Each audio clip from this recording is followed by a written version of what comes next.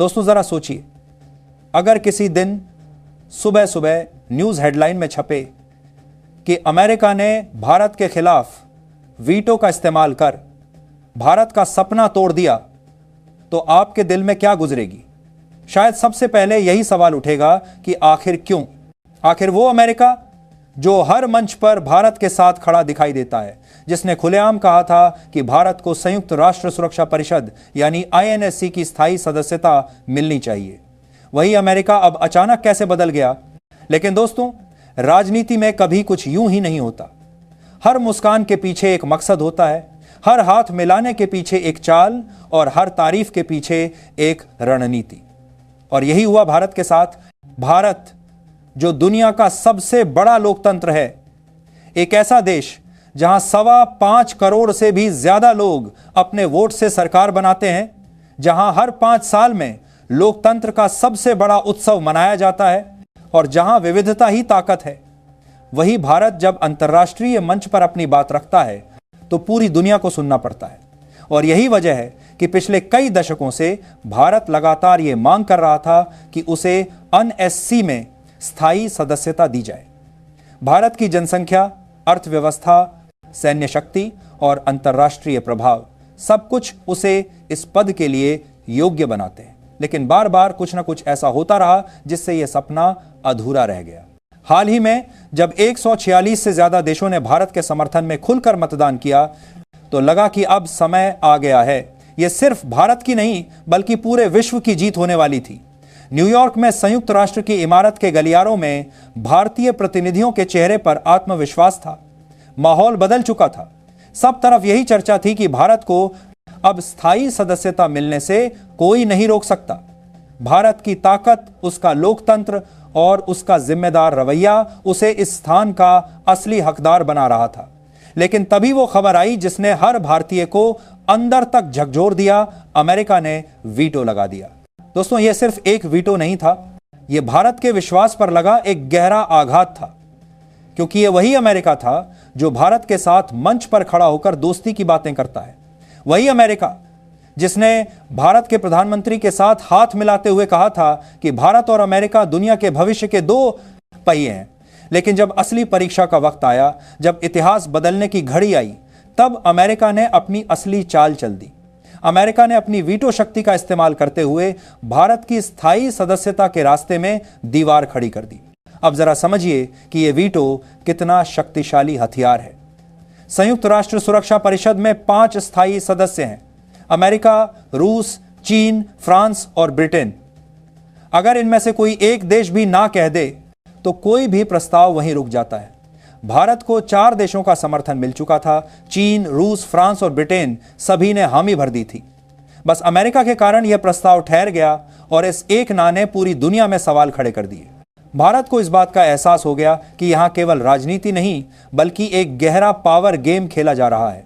असलियत यह थी कि अमेरिका कभी नहीं चाहता था कि भारत उसकी बराबरी पर आ जाए। उसे डर था कि अगर भारत को स्थायी सदस्यता मिल गई तो संयुक्त राष्ट्र के भीतर अमेरिका का वर्चस्व कमजोर पड़ जाएगा। भारत जैसे विशाल लोकतंत्र की उपस्थिति अमेरिका की एक छत्र सत्ता को चुनौती दे सकती थी। और यही वजह थी कि अमेरिका ने मुस्कुराते हुए पीठ पर छुरा घोंपा। लेकिन दोस्तों, खेल यहीं खत्म नहीं होता। पर्दे के पीछे की कहानी और भी चौंकाने वाली है। यह सारा ड्रामा एक साजिश का हिस्सा था जो अमेरिका ने महीनों पहले रच रखी थी। खबरों के अनुसार कतर की राजधानी दोहा में मुस्लिम देशों की एक गुप्त बैठक हुई थी, जिसमें सऊदी अरब, तुर्की और पाकिस्तान के नेता शामिल थे। इस बैठक में भारत के खिलाफ रणनीति बनाई गई। भारत को एनएससी की स्थायी सदस्यता से रोकना इस मीटिंग का मुख्य एजेंडा था। लेकिन यहां हैरानी की बात यह थी कि उसी वक्त अमेरिकी राष्ट्रपति और सऊदी शासकों के बीच गुप्त बातचीत हुई। कुछ ही दिनों बाद पाकिस्तानी अधिकारी भी अमेरिका पहुंचे और वहां भी गुप्त वार्ताएं हुईं। यानी पूरा खेल पर्दे के पीछे अमेरिका ही चला रहा था। सऊदी और तुर्की तो बस मोहरे थे। लेकिन दोस्तों, भारत को बेवकूफ बनाना इतना आसान नहीं। इजराइल की खुफिया एजेंसी मोसाद को इस साजिश की भनक लग गई। मोसाद ने भारत को आगाह किया कि अमेरिका, सऊदी और तुर्की मिलकर कुछ बड़ा खेल खेलने की तैयारी में है। जैसे ही भारत को यह जानकारी मिली, पूरी तस्वीर साफ हो गई। अमेरिका की दोस्ती का मुखौटा गिर चुका था। भारत ने समझ लिया कि यह सिर्फ कूटनीति नहीं बल्कि शक्ति संतुलन की लड़ाई है। भारत की सरकार ने तुरंत रणनीति बदली। विदेश मंत्रालय ने बयान जारी किया, भारत को रोकने की हर कोशिश नाकाम होगी क्योंकि अब हमारे साथ 146 देश खड़े हैं। और वाकई जब अमेरिका ने वीटो का इस्तेमाल किया तो दर्जनों देशों ने खुलकर कहा कि यह तानाशाही है। उन्होंने संयुक्त राष्ट्र महासभा में आवाज उठाई कि अगर एक देश का वीटो बाकी 146 देशों की आवाज को दबा सकता है तो फिर यह संस्था लोकतंत्र की नहीं बल्कि कुछ देशों की जागीर बनकर रह जाएगी।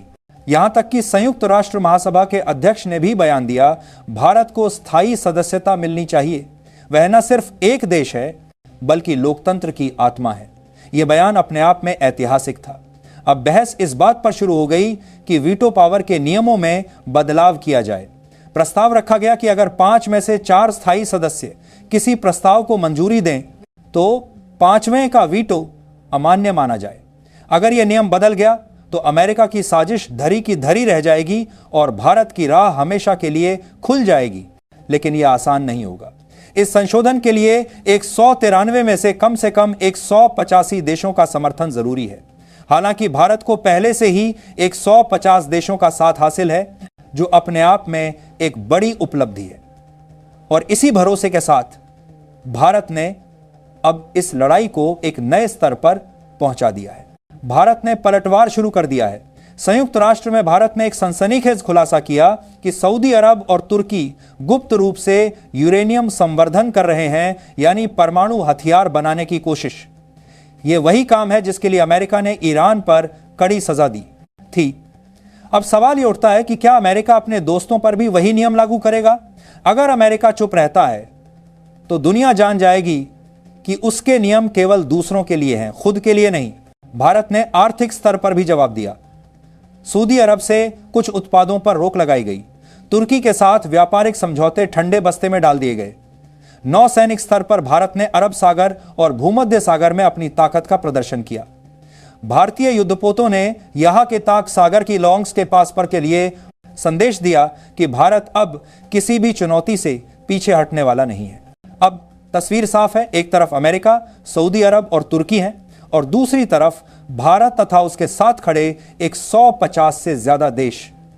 ये अब केवल सीट की लड़ाई नहीं बल्कि विश्व राजनीति के नए संतुलन की जंग बन चुकी है।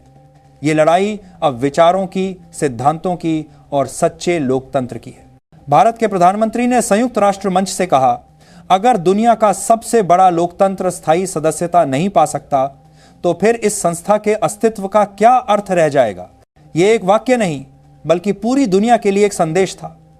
भारत अब किसी के रहम पर नहीं बल्कि अपनी ताकत पर आगे बढ़ेगा। विदेश मंत्री ने भी साफ कहा, भारत झुकने वाला नहीं, हमें हमारा हक मिलकर रहेगा। आज भारत न सिर्फ एक देश है बल्कि दुनिया के उभरते नेतृत्व का प्रतीक बन चुका है। चाहे अर्थव्यवस्था हो, रक्षा, विज्ञान, तकनीक या कूटनीति, हर क्षेत्र में भारत दुनिया को नया रास्ता दिखा रहा है।